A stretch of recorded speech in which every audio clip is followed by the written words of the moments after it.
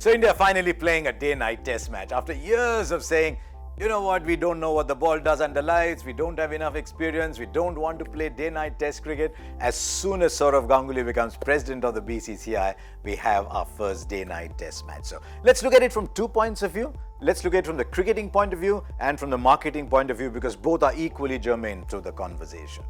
First, the cricketing point of view, what have we seen in the 11 matches that have been played so far? For a start, the numbers are not enough to draw firm conclusions, especially because 5 of those 11 matches have been played in Australia. So there are some observations there.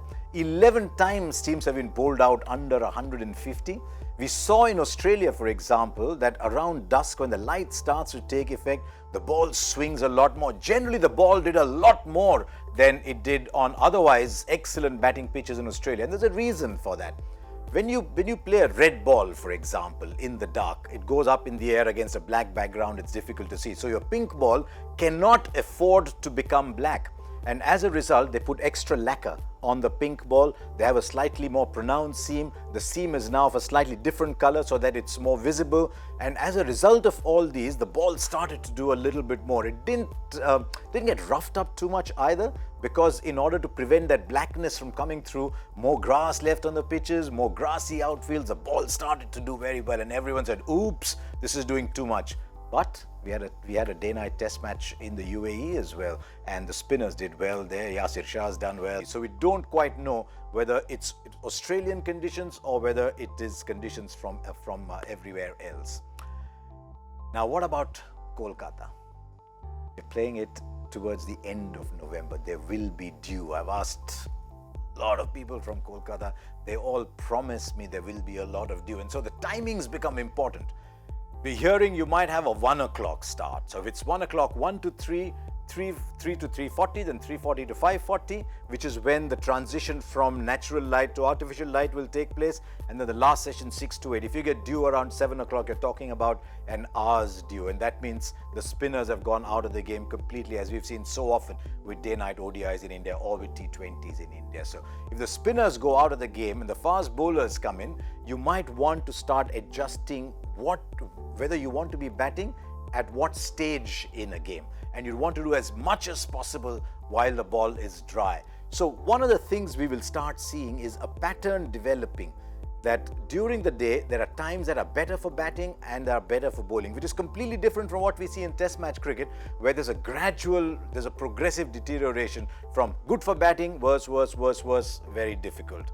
Or the ball does a lot more good for fast bowling, spin as you go along, and you get used to that. I prefer the gradual deterioration to the pattern between up and down, but that is what test cricket is about. It's about adapting to changing conditions, and the best players do. So I don't have an issue with that. What I'd be very interested in seeing is how does a wet ball behave the next morning?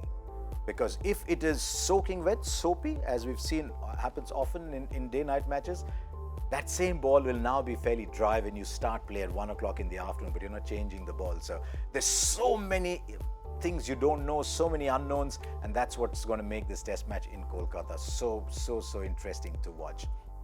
Now, why did we go into day-night matches in the first place? And that's the marketing side of the game. We went into day-night matches because you must play when people have time to watch. If you play when people are working, people cannot watch, and the people have delivered a resounding verdict between working and watching cricket. We are going to be working. Test match audiences plummeting everywhere except in England and the odd day in Australia. So I'm hoping that a lot more people will come in or start to switch on. You come home, instead of watching a soap, instead of watching your OTT platform, your streaming platform, you're starting to watch cricket. So that is a big plus, and we'll wait and see. Calcutta will get very good crowds, there's no doubt at all. But whether it's that can be seen everywhere else is a different issue. But there's 2 other marketing reasons that you need to take care of that only day-night test matches will not. One is the location of the ground. You see the old traditional test match centers in India, and there's a valid reason Virat Kohli is asking for that.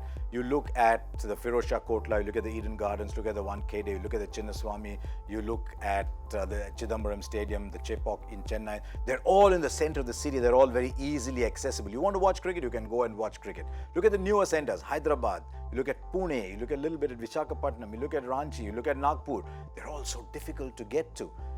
But the third and the most important reason if people have to come to watch a cricket match, then we have to throw open the red carpet, literally. You have to make watching cricket at a ground as pleasant as possible.